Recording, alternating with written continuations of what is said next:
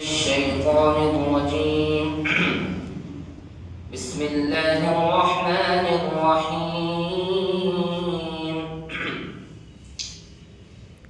مثل الذين ينفقون أموالهم في سبيل الله كمثل حبة أنبتت سبع سنابل في كل سنبلة 100 حبة والله يضاعف لمن يشاء والله واسع عليم। उन लोगों की मिसाल